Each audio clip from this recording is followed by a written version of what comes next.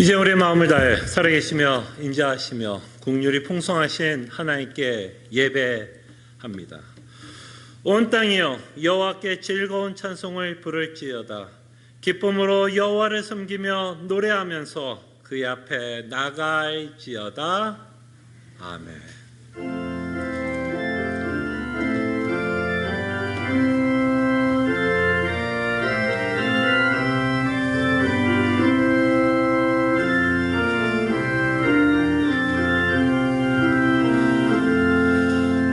우리에게 믿음을 주시고 우리를 구원하신 하나님을 바라보며 예배하게 하심에 감사드립니다. 이 예배를 통해서 하나님의 영광을 바라보게 하여 주시고 하나님의 영광을 바라볼 때 우리 안에 참된 소망과 위로와 기쁨이 넘치는 예배가 되게 하여 주시옵소서.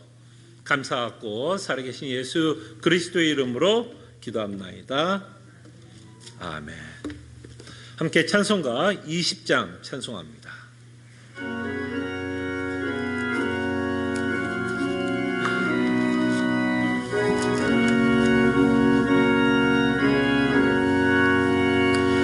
큰 영광 중에 계신 주 나 찬송합니다. 영원히 계신 주 이름 나 찬송합니다. 한없이 크신 능력을 나 찬송합니다. 참되고 미쁜 그 언약 나 찬송합니다. 온 천지 창조하시던 그 말씀이 미서 영원히 변치 않는 줄 나 믿사옵니다.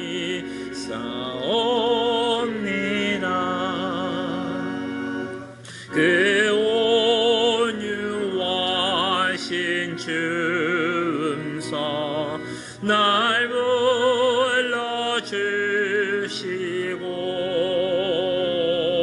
그 품에 품어 주시니 나 찬송합니다.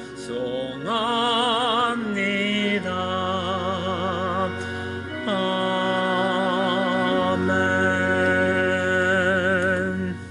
할 말씀 제가 한 구절 봉독해 드립니다. 이러므로 우리에게 구름같이 둘러싼 허다한 증인들이 있으니 모든 무거운 것과 얽매이기 쉬운 죄를 벗어버리고 인내로서 우리 앞에 당한 경주를 하며 말씀을 기억하며 한 주의 삶을 회개하고 하나님의 은혜를 구하는 귀한 기도의 시간을 갖습니다.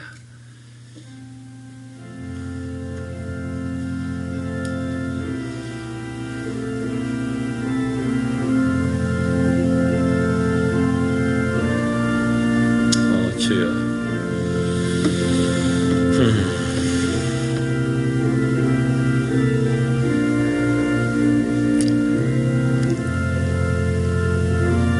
주님, 우리가 믿음의 경주를 할 때 정말 우리를 무겁게 하고 얽매이기 쉬운 죄를 벗어버리고 하나님께서 우리에게 허락한 경주를 하게 하여 주시옵소서.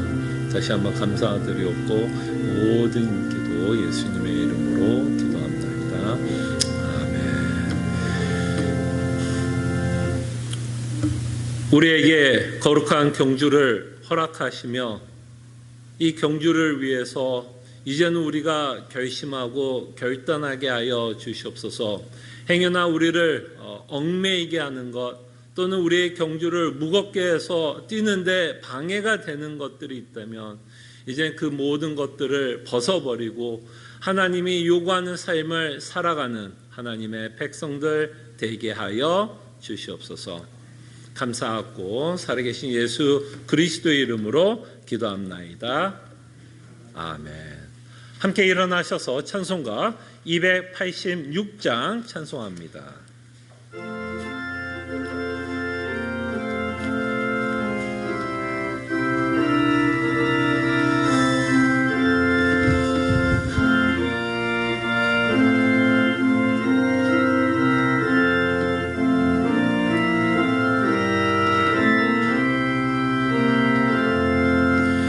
주 예수님 내 맘에 오사 날 붙들어 주시고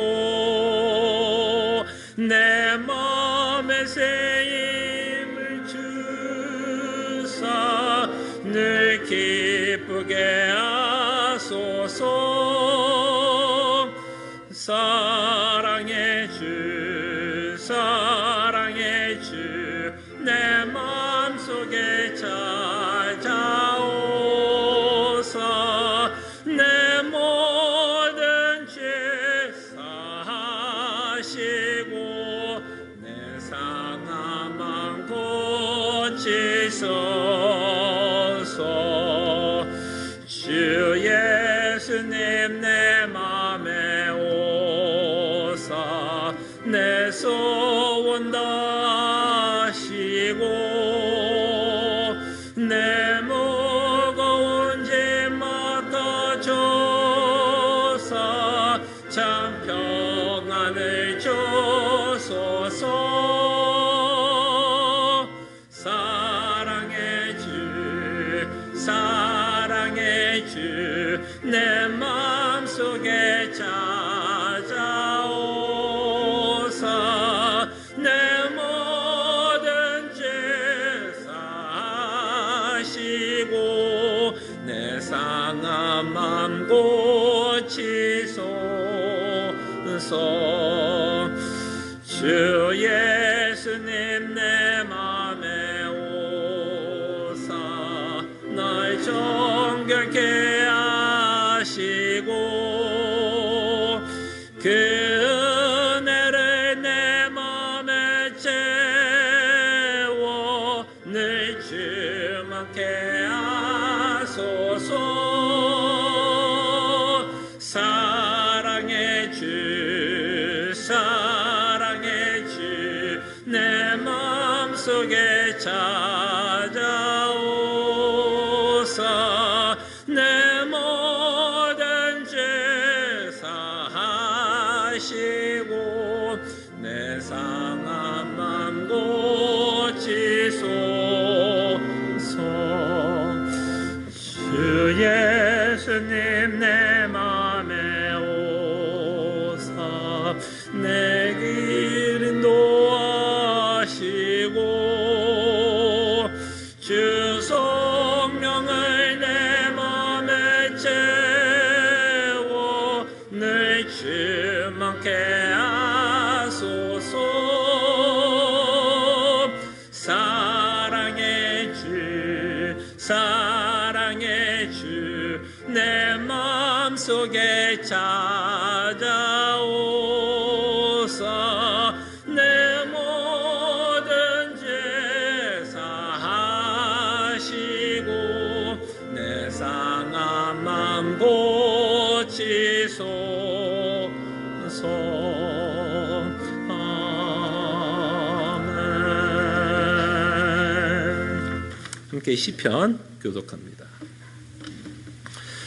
할렐루야. 하늘에서 여호와를 찬양하며 높은 데서 그를 찬양할지어다.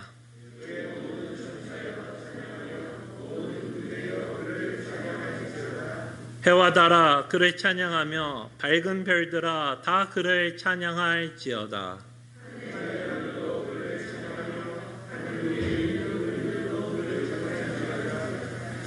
그것들의 여호와 이름을 찬양함은 그가 명령하심으로 지음을 받았음이로다.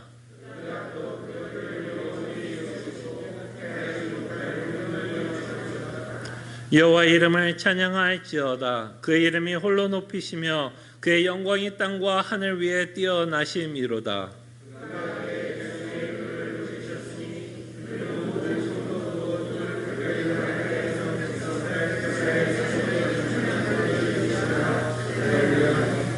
아멘. 우리 신앙을 함께 고백합니다.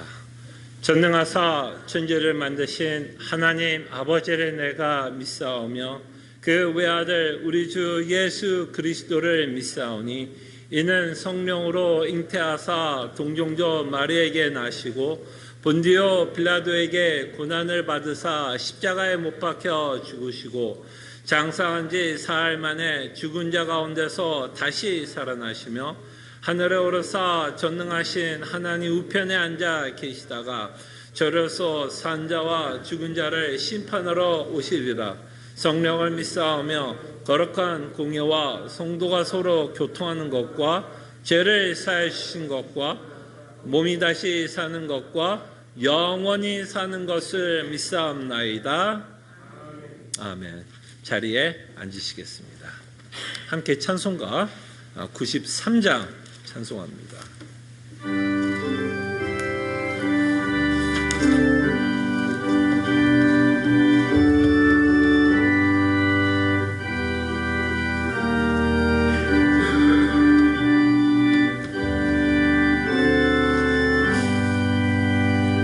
예수는 나의 힘이요 내 생명 되시니 그저 예수 떠나 살면 죄 중에 빠지리. 눈물이 앞을 가리고 내 맘에 근심 쌓일 때 외로워하고 힘주시리 주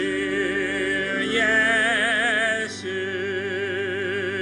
예수는 나의 힘이요 내 친구 되시니 그네를 강구하면 풍성히 받으리. 햇빛과 비를 주시니 주수할 곡식 많도다. 귀한 열매 주시는 이 주 예수. 예수는 나의 힘이요 내 기쁨 되시니 그 명령을 전행하여 늘 충성하겠네. 주야로 보호하시며 바른 길 가게 하시니 의지하고 따라가리 주 예수. 예수는 나의 힘이요 내 소망 되시니 이 세상에 떠나갈 때 곧 영생 얻으리. 한없는 복을 주시고 영원한 기쁨 주시니 나의 생명 나의 기쁨 주 예수. 아멘. 함께 기도합니다.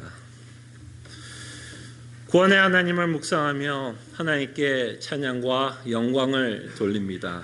창세 전에 우리의 구원을 계획하신 하나님 아버지를 기억하게 하여 주시고 그 계획을 이루시기 위해서 오신 성자 예수님, 그리고 우리를 구원하기 위해서 새 생명을 주신 성령 하나님을 기억하며 하나님께 무한한 영광을 돌립니다. 이렇게 우리가 구원을 받고 살아가는 모습을 볼 때 여전히 우리 안에 있는 죄성을 보게 하시며 하나님께 회개하게 됩니다. 다시 한번 회개할 때 우리가 얼마나 주의 은혜를 받고 있다는 것을 기억하게 하여 주시고, 우리가 회개할 때 우리가 얼마나 예수 그리스도의 은혜가 필요하며 십자가의 사건이 필요한 자라는 것을 깨닫게 하심에 감사드립니다. 회개를 통해서 우리가 하나님의 놀라운 사랑을 받고 있다는 것을 깨닫게 해주심에 감사드립니다.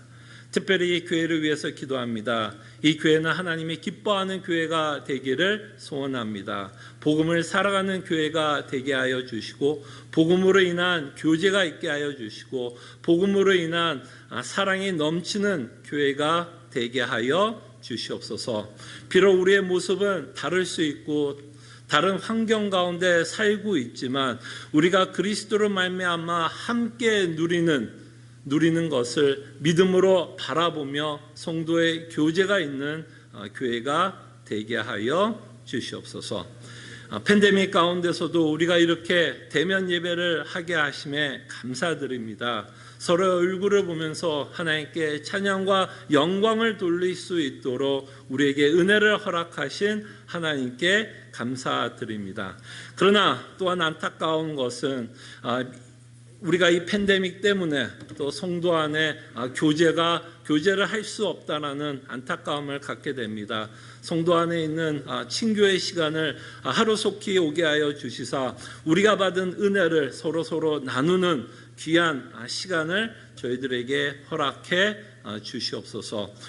구원을 받은 것에 대해서 감사하며 살아가는 교회가 되게 하여 주시고, 또한 하나님을 온 마음을 다해서 사랑할 수 있는 교회가 되게 하여 주시옵소서. 하나님께서 베푸신 사랑과 은혜로 말미암아 하나님이 요구하는 삶을 살아가는, 주께 충성하는 교회가 되게 하여 주시옵소서.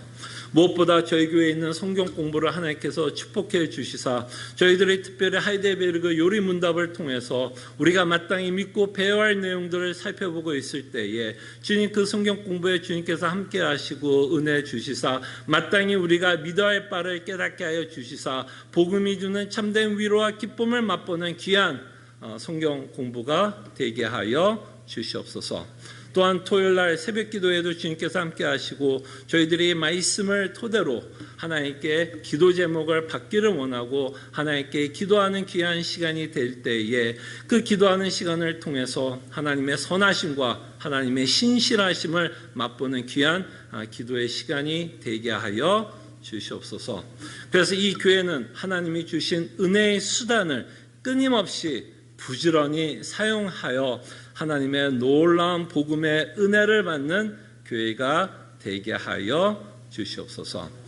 특별히 주일학교를 위해서도 기도합니다. 주님께서 함께 하시고 특별히 선생님들 위해 주님께서 함께 하여 주시사 그들이 한 주간 준비한 하나님의 은혜의 말씀을 또한 학생들에게 담대히 선포하게 하여 주시고 동일한 은혜로 하나님께서 채워주시기를 원합니다. 또한 이 교회를 섬기는 많은 조직이 있는데 특별히 당회를 하나님께서 기억해 주시고 특별히 당회원 한 사람 한 사람에게 지혜를 주시사 참으로 하나님께서 예수 그리스도의 피로 산 이 교회를 하나님이 원하시는 대로 치리해 나갈 수 있는 당회가 되게 하여 주시옵소서. 또한 운영위원회도 하나님께서 함께해 주시사 또한 우리가 실질적인 것들을 의논하고 서로 섬길 때에 운영위원회도 하나님께서 놀라운 은혜와 또 함께 섬기는 기쁨을 맛볼 수 있도록 주님께서 함께하여 주시옵소서. 또한 이 교회가 선교하고 있는 많은 또 지역도 있고 교회도 있습니다. 또한 신학교도 있습니다. 주께서 우리가 선교하는 지역 또한 선교하는 나라 주님께서 기억해 주시고 또 신학교 기억해 주시사 복음만이 선포되며 복음으로만 위로받는 선교지가 될 수 있도록 주님 은혜를 베풀어 주시옵소서. 이제는 사도행전을 통해서 주의 말씀을 듣습니다.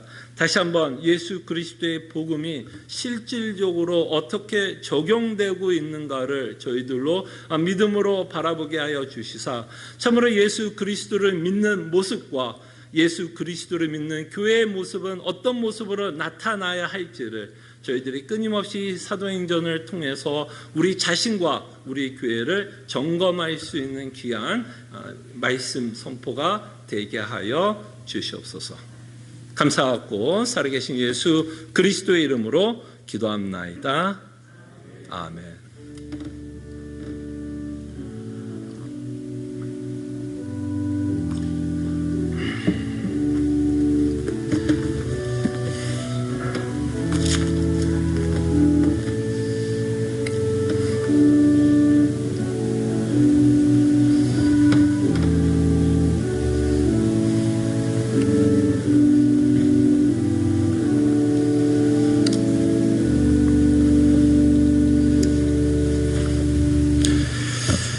하나님의 말씀 사도행전 2장 36절에서 41절입니다.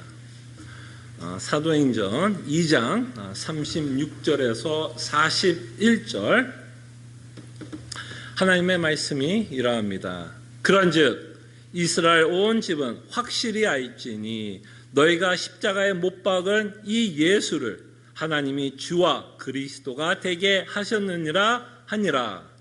그들이 이 말을 듣고 마음에 찔려 베드로와 다른 사도들에게 물어 이르되 형제들아 우리가 어찌할꼬 하거늘 베드로가 이르되 너희가 회개하여 각각 예수 그리스도의 이름으로 세례를 받고 죄사함을 받으라. 그리하면 성령의 선물을 받으리니 이 약속은 너희와 너희 자녀와 모든 먼데 사람 곧 주 우리 하나님이 얼마든지 부르시는 자들에게 하신 것이라 하고 또 여러 말로 확증하며 권하여 이르되 너희가 이 패역한 세대에서 구원을 받으라 하니 그 말을 받은 사람들은 세례를 받음에 이날의 신도의 수가 3,000이나 더하더라. 아멘. 이제부터 저희들이 본격적으로 예수 그리스도의 복음이 실질적으로 성도의 삶에 어떻게 적용이 되고 있고 교회에 어떻게 적용되고 있는지를 저희들이 살펴보게 될 것입니다. 그럴 때 우리는 끊임없이 사도행전을 믿음의 눈으로 저희들이 계속해서 살펴봤으면 좋겠고 이 복음이 어떤 식으로 적용되고 있는지를 보면서 우리 자신의 신앙도 이 말씀의 잣대를 가지고 점검을 해보는 시간을 끊임없이 가졌으면 합니다. 그럴 때 이것은 우리 자신만의 신앙을 점검하는 것뿐만 아니라 과연 예수 그리스도의 피로 산 이 시애틀 남포 제2장로교회도 말씀으로 올바르게 세워져 있는지 하나님이 원하는 교회의 모습을 갖고 있는지 끊임없이 저희들은 이 사도행전을 통해서 기준이 되기를 원하고 그 기준으로 우리 자신과 교회를 점검해 가면서 하나님이 원하시는 교회로 세워가는 귀한 시간이 되었으면 합니다. 이제는 지난번에 우리가 살펴본 것처럼 베드로는 사람들 앞에서 그들이 하고 있는 사역을 설명합니다. 즉 설교하고 있습니다. 예수 그리스도가 누구였는지를 설교합니다. 구약으로부터 하나님이 준비하고 계획했던 그 예수 그리스도가 너희들 때문에 너희들의 손에 의해서 이방인의 손을 들어 예수 그리스도가 죽으심을 선포했지만 죽었지만 다시 한번 그가 부활하심과 승천하심을 통해서 그가 우리의 주님이 되셨다라는 것을 우리에게 말씀하셨습니다. 자, 그럴 때에 이 설교를 들은 자들이 어떻게 반응을 하고 있는지를 오늘 본문을 통해서 저희들이 살펴보게 됩니다. 그럴 때 조금 더 자세하게 여러분들에게 말씀을 드리면 거듭난 자들의 모습은 과연 어떤 모습인가를 저희들이 좀 살펴봤으면 합니다. 그럴 때 말씀을 들을 때 거듭난 자들은 이런 모습으로 나타나더라라는 것을 저희들이 오늘 본문을 통해서 저희들이 좀 살펴봤으면 합니다. 그럴 때 두 가지 중요한 특징이 나타나고 있는 것을 보게 됩니다. 하나님의 말씀이 선포됐을 때 두 가지 특징이 있는 것을 보게 되는데 한 가지는 이 말씀을 듣고 있던 자들이 마음이 찔렸습니다. 우리가 말씀을 올바르게 듣고 있는 모습 또는 거듭난 자의 모습은 말씀 앞에서 어떤 모습이 나타나느냐면 말씀 때문에 마음에 찔림이 있게 됩니다. 그 다음에 두 번째로 이 거듭난 자들의 특징 중에 하나가 있다면 사도들에게 질문을 하고 있다는 것을 보게 됩니다. 어찌할꼬? 그리고 그들이 지금 듣고 있는 이 말씀에 대해서 베드로와 사도들에게 질문을 하고 있다는 것을 보게 됩니다. 그럴 때 거듭난 자들은 이 말씀 앞에서 무엇이 생기냐면 질문을 하게 됩니다. 그때 이 질문을 한다는 이 말에 대해서 저희들이 조금 후에 조금 더 생각을 하겠습니다. 자, 그럴 때의 첫 번째 특징은 마음에 찔렸습니다. 마음에 찔렸어요. 하나님의 말씀을 들으면 마음에 찔림이 옵니다. 그래서 36절에 사도 베드로는 자신이 하고자 하는 말씀에 이렇게 결론을 짓습니다. 36절에 보면 그런즉 이스라엘 온 집은 지금 누구에게 말해요? 지금 자신의 설교를 듣고 있는 자들에게 지금 말씀을 선포하면서 이렇게 말합니다. 그런즉 이스라엘 온 집은 확실히 알지니 너희들은 확신이 알지 내 말을 듣고 있는 너희들은 확실히 알지니 너희가 무엇을 했냐라고 말씀하고 있는지 보시길 바랍니다. 너희가 십자가에 못 박은 이 예수를 하나님이 주와 그리스도가 되게 하셨느니라 하니라. 어마어마한 정죄를 하고 있는 모습 보이십니까? 누가 예수님을 죽였다고요? 너희가 이 예수를 죽였다는 겁니다. 예. 얼마 전까지도 이들은 뭐 했던 자들이죠? 예수님을 죽여라고 외쳤던 군중이었습니다. 그러니 이들은 어떻게 반응할 수밖에 없을까요, 여러분?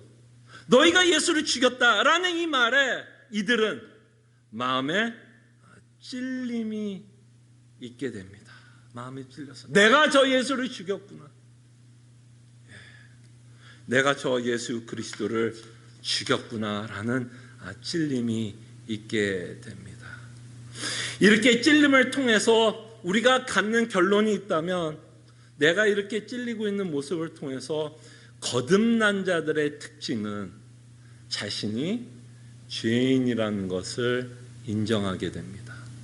내가 저 예수를 죽였다. 네, 여러분 1세기에 있었던 이 군중들만이 예수님이 죽인 게 아니죠. 여러분들과 저도 함께 예수님을 죽였습니다. 여러분들을 구원하기 위해서 예수님이 죽으셨다면 여러분과 저도 그죠? 이 말씀에 자유하지 않습니다. 나 때문에 예수님이 뭐 한 거예요? 나를 구원하기 위해서 예수님이 뭐 한 거예요? 죽으신 거 아닙니까? 그럼 결국에는 사도 베드로가 우리에게 지금 설교를 한다면 똑같이 우리에게 뭐라고 말씀할 수 있을까요? 여기 있는 여러분들을 향해서도 사도 베드로는 뭐라고 설교할 수 있을까요? 너희들 때문에, 너를 구원하기 위해서 예수님이 죽었다면 바로 나 때문에 예수님이 죽으셨다라고 우리는 인정할 수밖에 없고, 여러분 복음을 믿는다라는 것은 첫 번째 전제가 뭔지 아시죠? 첫 번째 전제는 내가 죄인이라는 걸 인정하는 겁니다. 말씀을 통해서 끊임없이 우리가 누구이고 우리가 어떤 죄성을 갖고 있는지 끊임없이 들춰냅니다. 히브리서 4장 12절과 13절에 보면 말씀의 능력에 대해서 히브리서 기자는 이렇게 말씀합니다.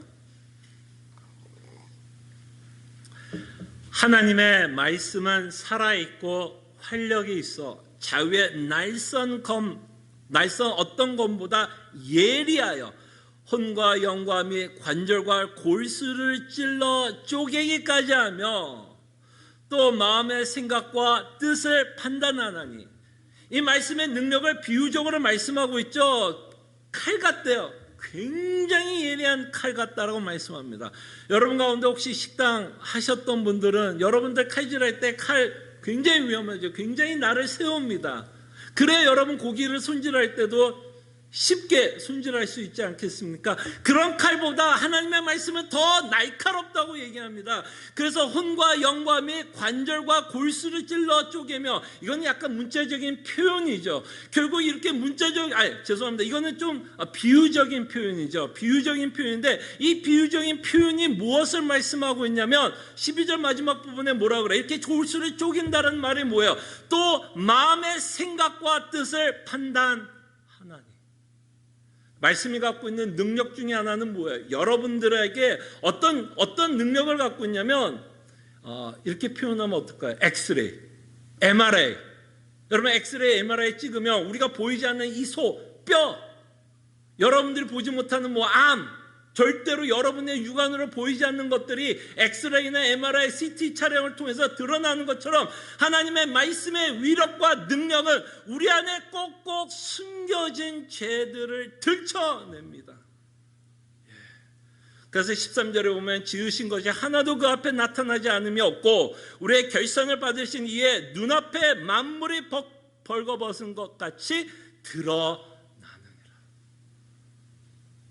여러분들이 예수님을 믿는 증거 중에 하나는 정말 우리 안에 있는 죄성을 바라보느냐.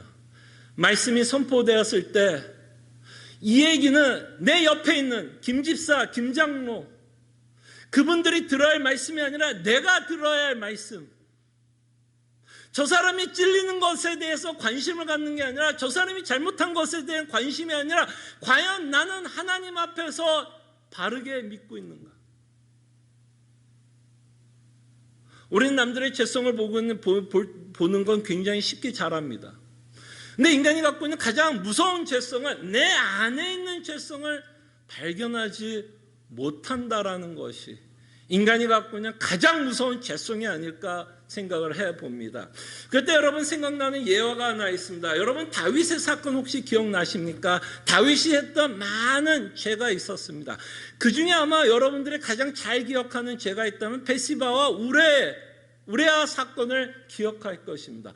지나가는 사람 모두에게도 물어봐도 누가 잘못했다라고 이야기를 할까요? 다윗이 잘못했다라고 모든 사람에게 물어봐도 다윗이 잘못했다라고 말을 할 겁니다. 그죠? 그런데도 그 잘못을 다윗은 깨닫고 있었어요? 깨닫지 못했어요? 전혀 깨닫지 못하고 있었다라는 것이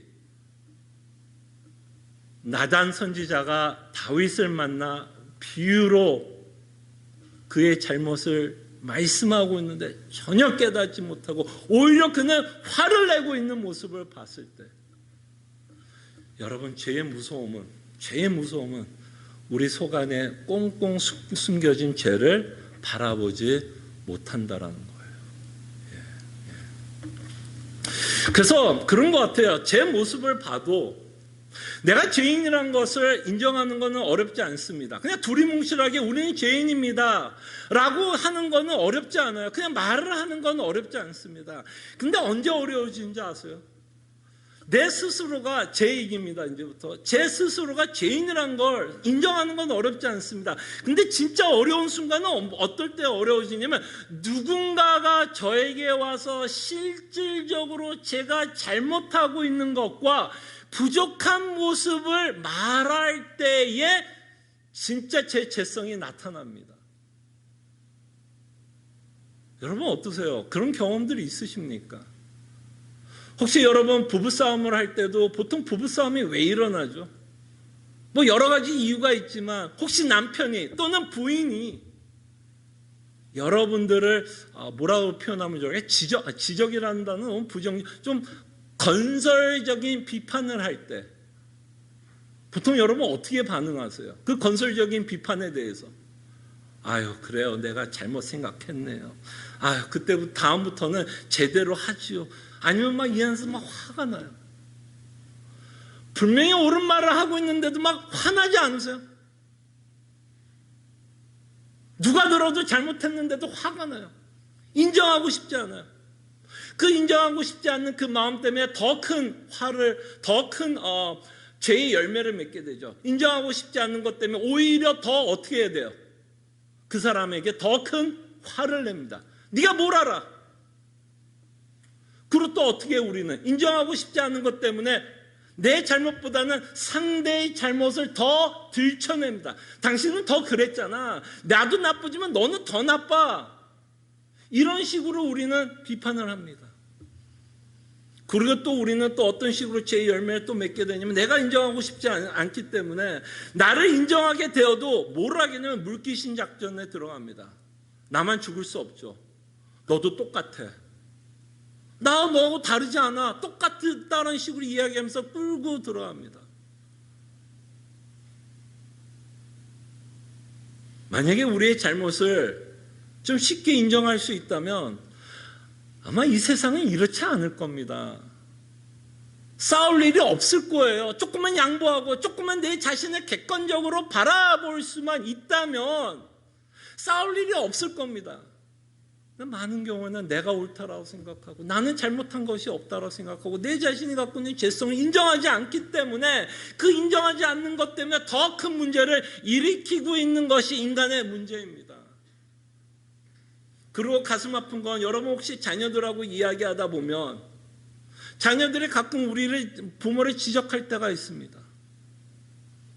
마치 자녀의 관계에서 뭔가 삐그덕거리면 뭐든지 자녀 잘못인 것 같이 이야기를 하고 우리는 생각하고 싶지만, 사실은 여러분 관계가 틀어질 때는 꼭 한 사람만이 잘못해서 틀어지지 않습니다. 둘 다 잘못해야 틀어져요. 관계는요, 한 사람만 잘못해서 틀어지지 않아요. 둘 다 잘못하기 때문에 틀어지는 겁니다. 부부관계도 그렇고 자녀관계도 그렇고 교회 성도의 관계도 그렇고 인간사와 다 똑같습니다. 우리는 참 인정하고 싶지 않아요. 너무너무 자존심 상해서 인정하고 싶지 않습니다.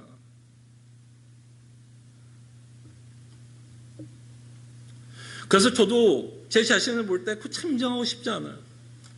특히 누군가가 저희 설교에 대한 건설적인 비판을 했을 때 참 인정하고 싶지 않습니다. 여러분 가운데 혹시 요리하시는 분들, 여기 우리 교인들 여자 집사님들 권사님들 다 베테랑 아니에요. 그죠? 요리 다 잘하죠.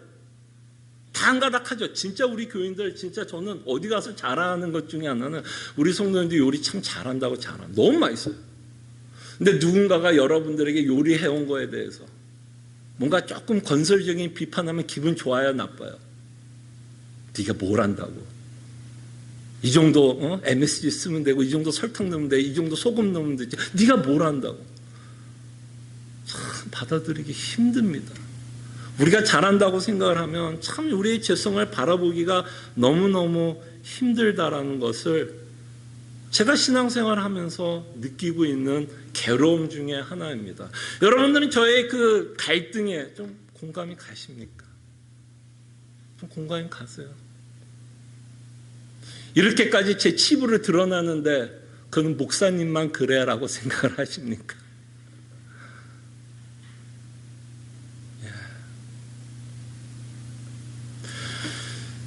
우리의 죄성을 봐야 됩니다. 왜 우리의 죄성을 봐야 되는지 아십니까, 여러분? 성경은 여러분들에게 회개를 요구하고 있다가도 조금 더 생각을 해보겠지만 왜 이 죄성을 바라봐야 되냐면 이 죄성 때문에, 우리가 갖고 있는 죄성 때문에 우리가 무엇이 필요하다라는 것을 알게 되기 때문입니다. 우리의 죄성 때문에 우리가 뭐가 필요한지 알게 되는지 아세요? 예수 그리스도의 십자가의 복음이 필요하다라는 걸, 절실하게 필요하다라는 것을 그제서 알기 때문에 성경은 끊임없이 우리의 죄성을 들춰냅니다. 여러분들이 여러분들 안에 꽁꽁 숨겨진 죄성을 바라보는 것만큼 그리스도의 은혜도 받게 됩니다. 같이 가는 것 같아요. 같이 가요. 은혜를 알면 내 안에 죄성이 보게 되고요. 죄성을 보게 되면 하나님의 은혜도 같이 봅니다. 그래서 우리가 얼마나 하나님으로부터 놀라운 은혜와 사랑을 받고 있는지를 깨닫기 위해서 우리 안에 있는 죄성을 성경은 끊임없이 들춰내고 있다는 것을 저희들이 보게 됩니다. 또 하나 이 모습을 보게 되는데요. 하나는 이 말씀을 듣고 이들이 무엇을 하기 시작하냐면 질문을 하기 시작합니다. 여러분이 질문한다는 건 굉장히 중요합니다. 여러분이 질문한다. 이제 이 베드로의 설교를 들었던 자들이 질문을 한다라는 말이 뭔지 아십니까, 여러분? 질문을 한다라는 말에는 그 말씀에 대한 관심이 생겼다라는 얘기예요. 관심이 생기기 때문에 그 말씀을 뭐하고자 하는 열망이 생기는지 아세요? 그 말씀을 이해하고자 하는 열망이 생깁니다. 무슨 얘기인지 알겠죠? 관심이 있다는 건 그 말씀이 어떤 의미를 갖고 있는지 그것을 이해하고자 하는 마음이 생기고요. 그 이해하고자 하는 마음 때문에 무슨 현상이 벌어지냐면 하나님의 말씀이 좀 이해가 되지 않을 때 당연히 어떤 모습이 드러날까요? 질문을 하게 됩니다. 베드로가 했던 설교의 내용이 쉬운 내용은 결단코 아닙니다. 구약을 굉장히 잘 알고 있어야 돼요. 하나님의 계획을 잘 알고 있어야 돼요. 하나님의 주권을 잘 알고 있어야 돼요. 인간이 어떤 책임을 갖고 있는지 그 가르침을 잘 알고 있어야 사실은 베드로가 설교했던 내용을 이해할 수 있습니다. 하나님의 주권적 계획을 바르게 이해하지 못하고 인간이 갖고 있는 책임에 대해서 바르게 이해하지 못하고 베드로의 설교는 결단코 이해할 수 없습니다. 그렇기 때문에 하나님의 말씀에 대한 관심을 갖고 있다면 그것을 바르게 이해하고 싶고 그 이해하려고 하는 과정 가운데 당연히 일어나는 현상이 질문으로 나타납니다.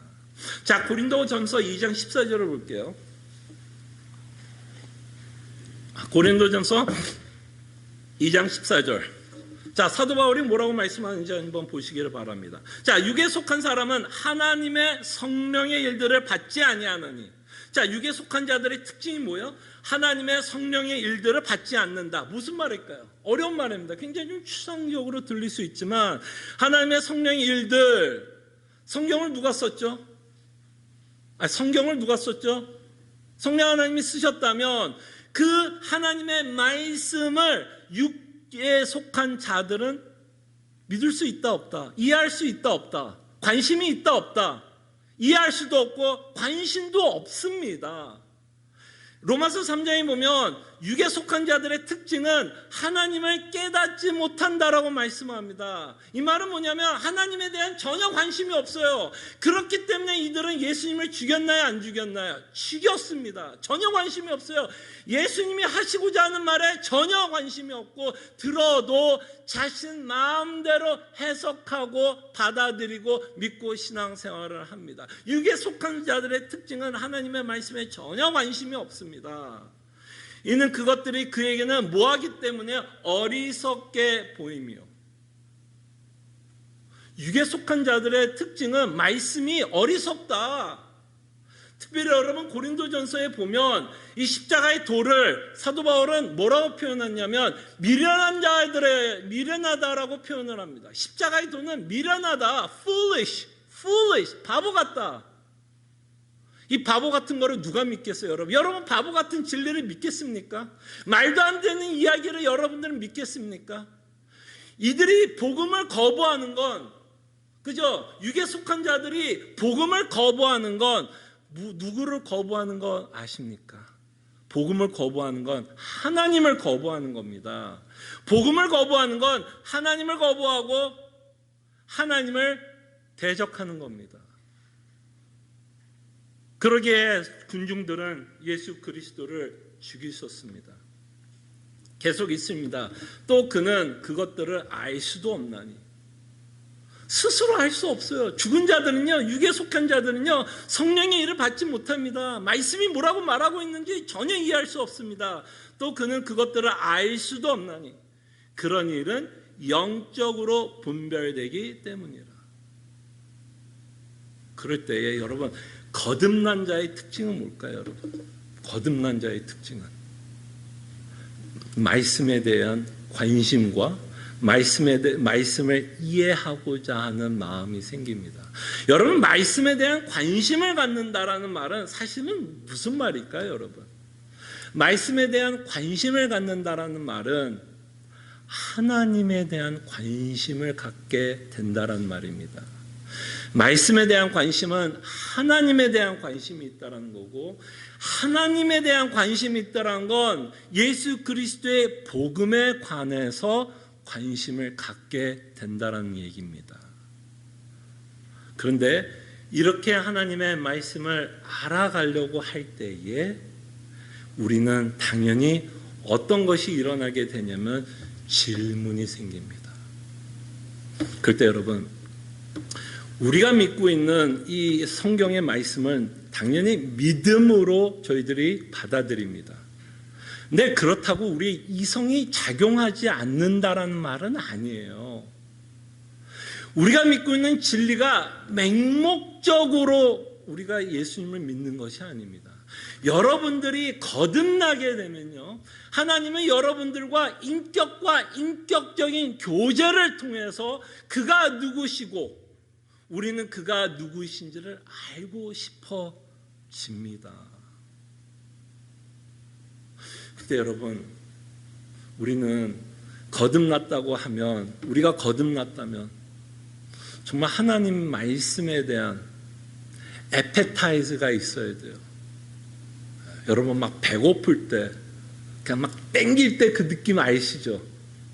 저는 잘 알아요. 배고플 때 그냥 뭘 먹어도 맛있어요. 정말 우리가 거듭난 증거 중에 하나는 이 말씀에 대해서 이 땡깁니다. 관심을 많이 갖게 돼요. 그리고 그 관심을 갖다 보니까 이해가 되지 않는 부분이 당연히 있을까요, 없을까요? 당연히 있게 되고, 그 이해가 되지 않는 것 때문에 당연히 우리 안에 질문이 생깁니다. 이건 의심과 다릅니다. 하나님이 여러분들에게 이성을 주었고 생각할 수 있는 능력을 주셨기 때문에 우리로 하여금 맹목적으로 그것을 받아들이는 그런 신앙이 아니라 우리로 하여금 생각하게 하십니다. 생각하면서 하나님은 하나님 자신을 믿기를 원한다라는 것을 보게 됩니다. 그리고 우리는 그 질문들을 말씀을 통해서 답을 얻어갈 때 사실은 우리 안에 뭐가 생기냐면 확신이 생기게 됩니다. 여러분들이 이해하지 못하는 것을 믿는다라는 것만큼 힘든 건 없어요. 이해가 되지 않는데 어떻게 믿습니까? 근데 이해가 되지 않는 거 믿는 것도 쉽지 않는데, 이해가 되지 않는 것을 가지고 확신을 갖고 내 목숨을 담보하면서 살아갈 수 있을까요? 여러분 생각해 보세요. 내가 이해가 되지 않는 이 하나님, 내가 이해가 되지 않는 복음을 위해서 내 목숨을 바치면서까지, 내가 희생과 손해를 받으면서까지 이 하나님을 따라갈 수 있을까요? 우리는 절대로 그러지 못합니다.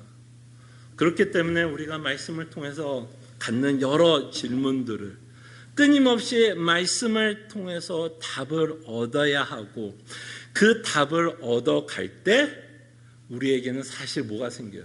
그 하나님에 대한, 복음에 대한 확신을 갖게 됩니다. 그래서 이 자들은 사도 바울에게 묻습니다. 우리가 어찌할꼬? 이 모든 설교를 듣고 이제 서로 질문하게 되고 마음이 이제 찔립니다. 그러다 보니까 이제 어떻게 해야 되냐 이거야. 이 상황 가운데서 어떻게 해야 되느냐라고 했을 때 베드로가 유명한 말을 하죠. 회개할 것을 요구합니다. 이들에게 회개할 것을 요구합니다. 근데 여러분 본문을 자세히 생각을 해보면 이미 이들은 뭘 하고 있나요, 여러분? 사실 이들은 이미 회개를 하고 있다라는 것을 저희들이 보게 됩니다. 자, 그럴 때 왜 이들이 회개를 하고 있음에도 불구하고 이들에게 회개를 요구하고 있는지를 저희들이 조금만 더 생각을 해보면, 여러분 하나님이 여러분들에게 회개를 왜 요구할까요, 여러분? 자, 여러분 회개라는 것이 우리가 지은 모든 죄를 다 생각해내며 그것에 대해서 하나님께 내 죄를 이실직고 하는 건 회개는 아닙니다. 왜냐하면 첫째로 여러분들이 짓고 있는 모든 죄를 다 기억할 수도 없어요. 기억나지도 않습니다. 기억할 수도 없고요. 기억나지도 않습니다. 그런데 이 회개를 통해서 무엇을 하냐면 적어도 우리가 부분적으로 우리가 기억나는 것들이 있습니다. 부분적으로 내가 하나님 앞에서 뭔가를 잘못했다라는 것을 보게 되는 순간들이 있습니다. 그때 여러분, 하나님이 여러분들에게 회개를 요구하는 이유는 회개를 통해서 구원을 받았다라는 것을 그러니까 회개를 통해서 회개가 조건이 되어서 여러분들 구원한다기보다는 여러분들이 구원을 받았다라는 것을 실질적으로 경험케 하기 위해서 회개를 요구하십니다. 잘 들어보시기 바랍니다. 여러분들이 회개를 했기 때문에 구원을 받는 것이 아닙니다. 그럼 회개가 뭐가 될까요? 내가 구원을 받는 또 행위가 됩니다. 그럼 예수님이 아니죠. 내가 구원을 받는 건 회개가 구원을 하는 거죠. 예수님이 아니라. 우리가 구원을 받고 회개를 한다는 말은 뭐냐면 내가 받은 구원을 실질적으로 하나님께서 경험하게 합니다. 왜? 실질적으로 여러분들이 죄를 짓고 있는 내용을 뭐하게 하나요? 기억하게 해요. 기억하게 합니다. 아, 내가 저 사람의 마음을 아프게 했구나. 아, 내가 저 사람을 용서하지 못하고 있는 실질적인 내 모습이 있구나. 내가 어마어마한 고집을 피우고 있구나. 내 소견대로 내가 살아가고 있는 어떤 구체적인 상황들을 바라보고 내가 주인이 아니라고 고백을 했지만 끊임없이 우상을 섬기고 내가 주인이 되어 살아가고 있는 실질적인 모습을 보게 하심으로, 그죠? 아, 진짜 내가 여전히 돈을 사랑하고 있는 내 모습을 보면서 실질적으로 내 모습을 보면서 무엇을 하나님이 여러분들을 깨닫게 할 것 같아요? 그렇게 실질적으로 내가 죄를 짓고 있는 모습을 보면서도 여전히 하나님이 나를 사랑하고 있고 용서하고 있고 오래 참고 있고 그 복음이 여전히 나에게 적용되고 있다라는 것을 저희들이 회개하는 시간을 통해서 실질적으로 맛보기 때문에 하나님은 여러분들에게 회개를 요구하십니다. 여러분들이 구원을 받은 증거가 뭔지 아십니까? 여러분들이 거듭났다라는 증거는 여러분들이 정말 회개하고 있느냐는 겁니다. 여러분들이 회개하는 걸 통해서 반성문 쓰는 게 아니라 내 자신을 바라보면서 여전히 하나님이 나를 사랑하고 있다라는 걸 뭐 하는 거야? 그때 여러분들 실질적으로 뭐 하는 거야? 그 구원을 경험하는 시간입니다. 그래서 우리는 회개를 합니다. 구원을 받기 위해서 회개하는 것이 아니라 내가 실질적으로 하나님께 은혜를 받고 있다는 것을 실질적으로 맛보기 위해서 저희들은 회개를 합니다. 그리고 나서 여전히 내가 우상을 섬기고 있는 모습, 여전히 내가 염려하고 있는 모습, 그런 나를 여전히 하나님이 그리스도의 십자가로 인해서 사랑하고 있다는 것을 내가 실질적으로 경험하게 되면 어떤 일이 벌어지는지 아세요? 우리 안에 결단이 생깁니다. 여러분, 인간은요, 어떤 면에서 굉장히 단순한 면이 있어요. 어떤 면에서 단순하면요, 누가 나에게 잘해주잖아요. 누군가 나에게 은혜를 베풀어주고 누군가 나에게 자비를 베풀어주면 그 사람에게도 뭐 하고 싶은 마음이 생겨요? 잘해주고 싶은 마음이 생깁니다. 그 사람의 뜻대로 좀 해주고 싶은 마음이 생겨요. 그래서 회개를 통해서 정말 내가 하나님으로부터 어마어마한 사랑을 받고 있다라는 생각이 들면 내 안에 어떤 마음이 생기냐면 결심과 결단이 생겨요. 헌신이 생깁니다. 어떤 헌신? 아, 내가 이렇게 살면 안 되지. 더 이상 돈을 우상으로 섬기면 안 되지. 자녀를 우상을 섬기면 안 되지. 내가 저 형제를 이제는 앞으로는 용서하려고 애를 써야지라는 내 안에 결심과 결단, 헌신이 생기고 하나님의 뜻대로 살고자 하는 이 안에 뭐가 생겨요? 열망이 생깁니다. 그게 뭐예요? 그게 회개입니다, 여러분. 그때 정말 우리 안에 정말 거듭난 자들은 말씀에 의한 회개와 함께 그 말씀 때문에 다시 한번 주의 은혜를 받고 주께서 원하는 삶이 무엇인가를 우리는 살펴보게 되고 주께서 원하는 삶을 살아가게 됩니다. 그러면서 베드로는 이렇게 회개하고 세례를 받는 이 자들에게 성령을 선물로 주겠다고 말씀합니다. 자, 이럴 때 이 성령을 선물로 준다는 말에는 참 많은 의미가 있지만 한 가지 의미만 여러분 생각하면 하나님이 새 언약 가운데 살아가고 있는 자들에게 주는 선물이 성령입니다. 우리가 히브리서를 통해서 살펴봤죠. 기억을 하시면 좋을 것 같습니다. 그래서 이 성령을 주셨다는 말은 어떤 의미가 있냐면 여러분과 제가 이제는 어디에 속한 자냐면 새 언약 가운데 속한 백성이다라고 성경은 말씀하고 싶은 겁니다. 더 이상 이 패역한 시대에 살아가는 자들이 아니라 하나님의 나라에 살아가고 있는 하나님의 백성이다라는 것을 우리에게 말씀하고 있다라는 것을 우리는 보게 됩니다. 그럴 때 여러분 좀 설교를 좀 정리하겠습니다. 여러분 신앙생활이 쉽지 않습니다. 여러분 어떠세요? 신앙생활 저는 참 어렵다고 생각을 합니다. 신앙생활만큼 어려운 건 없다라고 저는 생각을 합니다. 왜 신앙생활이 어려우냐면 복음을 믿기 위해서 무엇을 인정해야 된다고 여러분들에게 말씀을 드렸죠. 복음을 인정하기 위해서 마음에 찔림이 있어야 됩니다. 내 죄성을 인정해야 돼요. 근데 이것만큼 괴로운 게 없더라고요. 내가 잘못했다는 걸 내 부인에게, 내 남편에게, 내 자녀에게 인정하는 게 너무너무 힘들더라고요. I'm sorry. 참 짧은 문장인데 그 말을 못해요. 그 말을 못해서 화를 내고, 그 말을 못해서 물귀신 작전 쓰고, 그 말을 못해서 책임을 전가하고 있는 우리의 모습을 보게 됩니다. 내 자신이 죄인이라는 걸 인정하는 게 참 어려워요. 그리고 우리는 하나님의 말씀에 대한 관심을 갖는다고 말씀을 드렸고 하나님의 말씀을 이제 상고하고 묵상을 하게 됩니다. 근데 여러분 이 하나님의 말씀을 상고하고 묵상하고 깨닫는 것도요 저는 되게 어렵더라고요. 너무너무 어려워요. 너무너무 어렵습니다.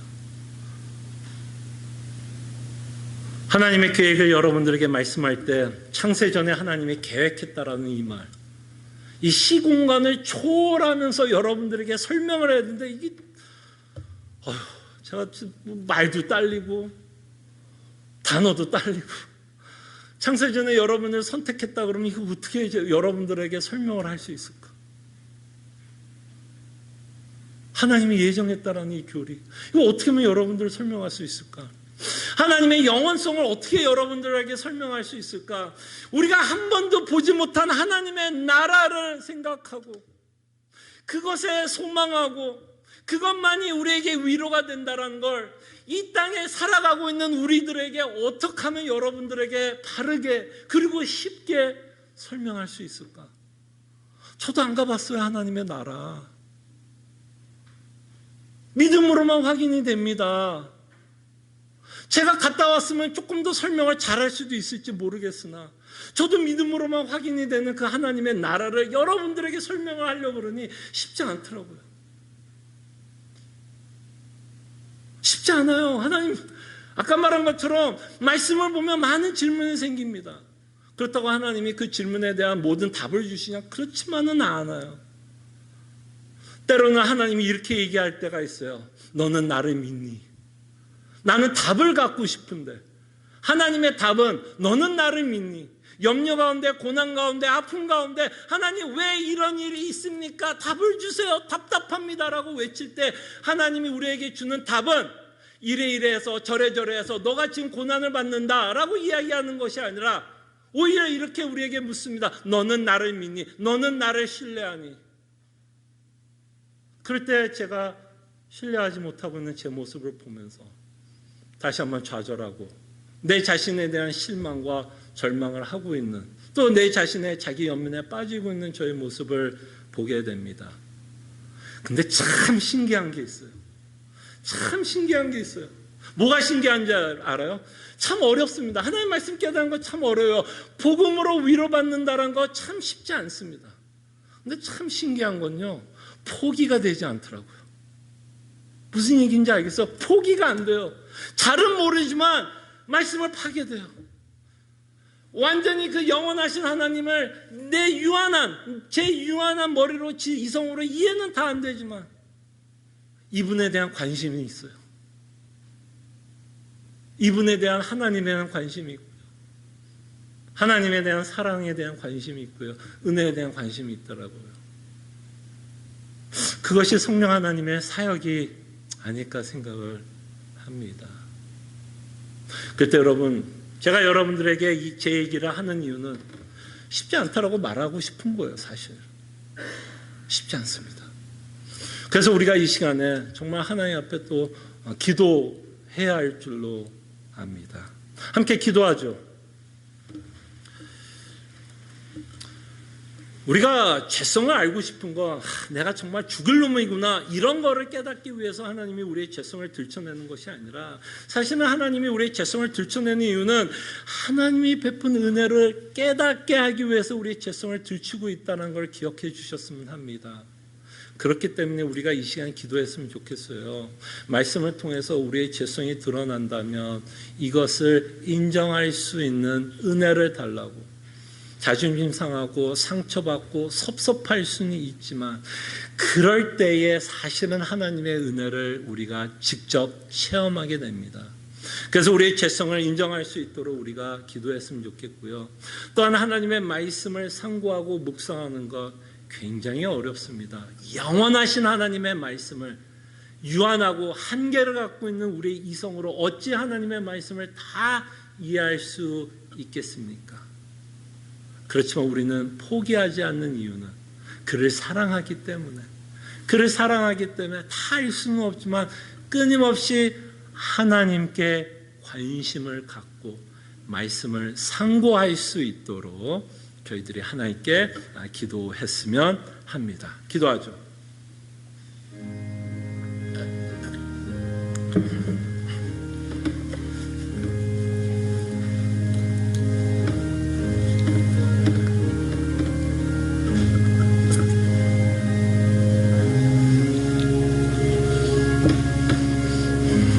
주님, 정말 내 죄성을 인정하게 하여 주시옵소서.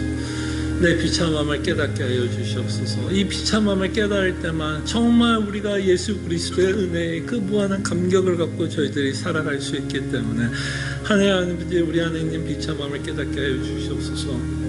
그를 주님의 말씀에 대한 정말 거룩한 관심을 갖고 살아갈 수 있도록 아버지 도와주시옵소서. 사랑은 내가 풍성하신 주님, 정말 주의 말씀이 정말 우리의 골수를 쪼개기를 소원합니다. 정말 이 말씀 때문에 우리 안에 있는 정말 꽁꽁 숨겨진 죄성이 드러나게 하여 주시옵소서. 이것을 인정하게 하여 주시옵소서. 그럴 때에만 정말 예수 그리스도의 십자가의 은혜를 맛볼 수 있기 때문에 우리가 얼마나 비참한 자인 것을 깨닫게 하여 주시옵소서. 그리고 또한 이 말씀에 대한 거룩한 관심을 갖고 살아가게 하여 주시옵소서. 우리가 말씀을 지식으로 대하지 않는 건 우리가 하나님을 사랑하기 때문에, 하나님에 대한 관심을 갖고 있기 때문에 그 하나님이 누구인지를 설파하고 기록하고 있는 책이 성경책이기 때문에 우리가 더욱더 말씀에 관심을 갖고 살아가게 하여 주시고, 저희들이 말씀에 관심이 있을 때 당연히 우리 안에 많은 질문들이 생기게 됨을 고백합니다. 그 질문들 가운데 우리가 마땅히 알아야 되는 부분이 있다면 주님 깨닫게 하여 주시사 우리의 믿음 생활에 확신을 더 담아 주시옵소서. 감사하고 살아계신 예수 그리스도의 이름으로 기도합나이다. 아멘. 다 함께 일어나셔서 찬송가 455장 찬송합니다.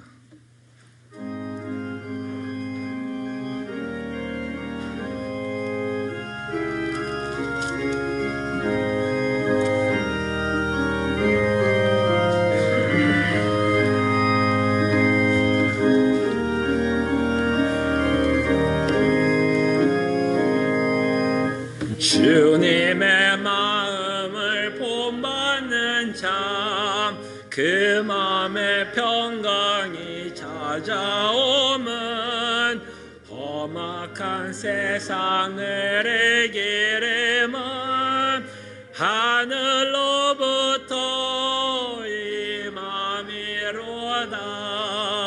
주님의 마음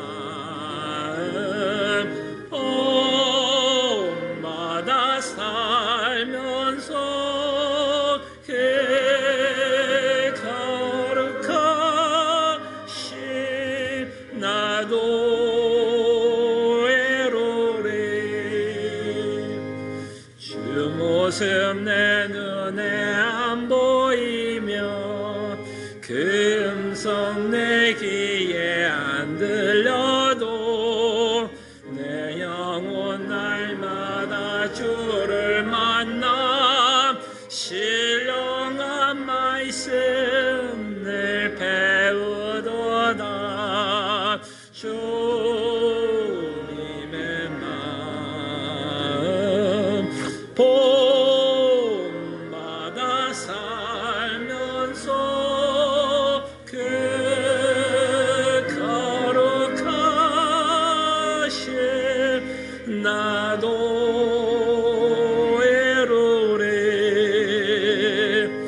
가는 길 거칠고 험하여도 내 맘에 불평이 없어짐은 십자가 고난을 이겨내신 주님의 마음만 받음이라. 주님의 마음 본받아 살면서 거룩하신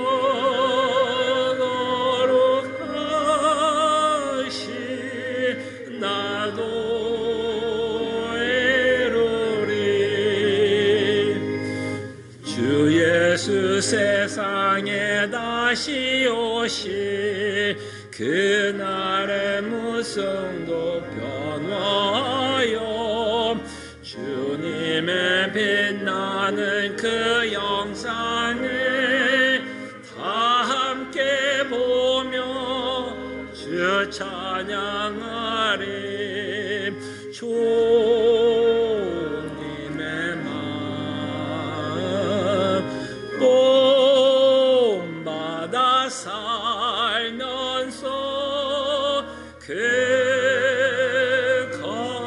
거룩하신 나도 이루리. 아멘. 하나님의 백성들이여, 하나님이 주시는 축복의 말씀, 위로의 말씀 믿으시기를 바랍니다. 소망의 하나님이 모든 기쁨과 평강을 믿음 안에서 너에게 충만하게 하사 성령의 능력으로 소망이 넘치게 하시기를 원하노라. 아멘. 주님, 정말 주님의 말씀에 대한 거룩한 열정, 갈증이 있게 하여 주시옵소서. 주님 은혜를 간구합니다. 정말 회개할 수 있도록 주님 도와주셔서 그 회개를 통해서 다시 한번 주의 은혜를 맛보는 귀한 하나님 성도 되게 하여 주시옵소서. 아버지, 도와주시기를 원합니다. 네, 우리 또 옆에 또 뒤에 앞에 계신 성도들과 인사했으면 합니다. 또 이렇게 함께 또 대면 예배하면서 또 함께 하나님께 예배할 수 있도록 하나님께서 허락해 주신 것 감사합니다. 아무쪼록 빨리 이 팬데믹이 좀 가셔서 저희들이 또 친교를 통해서 또 애천을 통해서 또 여러분들과 또 교제하는 시간을 좀 갖기를 소원하고, 또 저희들이 한 달에 한 번씩 하는 그 하나 모임을 통해서 여러분들의 근황도 듣고 여러분들의 기도 제목도 듣고 또 여러분들이 받은 그 한 달간의 또 은혜도 나누는 날이 속히 올 수 있는 그날이 올 수 있도록 여러분들도 함께 좀 기억해 주시고 기도해 주셨으면 합니다. 계속해서 교회 소식 알려드립니다. 수요 성경 공부 하이델베르그 요리문답 이번 주 주일 4입니다. 특별히 여러분 핸드에 만들어 드렸으니까요, 꼭 한번 읽어 보시기를 바랍니다. 수요일날 7시 반 줌으로 모여들고요. 그 다음에 저희가 하는 이 모든 그 성경 공부는 유튜브로도 올리고 제가 단톡방에도 올려놨으니까요, 혹시 여러분 또 수요일날 시간이 안 되시면 다른 날 좀 편안한 날에 여러분들 그 유튜브를 보시면서 이 하이델베르그를 통해서 하나님 말씀을 좀 정리해 보는 시간을 가졌으면 합니다. 새벽 기도에 여러분들을 초대하고요, 계속해서 말씀을 가지고 저희들이 하나님께 또 기도하면서 주의 성실하심과 신실하심, 주의 사랑을 맛보는 보는 귀한 시간이 되기를 소원하고 또 여러분들을 또 새벽 기도에 초대합니다. 자, 오후엔 운영위원회 오후 2시에 있으면 여러분들에게 알려드리고요. 각 부장은 또 당회원들은 참석해 주시기를 바랍니다. 또 오래간만에 또 저희 대면 예배하고서 아마 처음으로 저희 교회 또 참석하셨는데 수요 성목 보면은 자주 들어오시는데 아마 처음 대면 예배 오신 것 같아요. 이용순 성도님 보이시는데 네, 또 이렇게 또 오래간만에 또 저희들과 함께 또 예배하게 돼서 너무 감사합니다. 예, 감사합니다.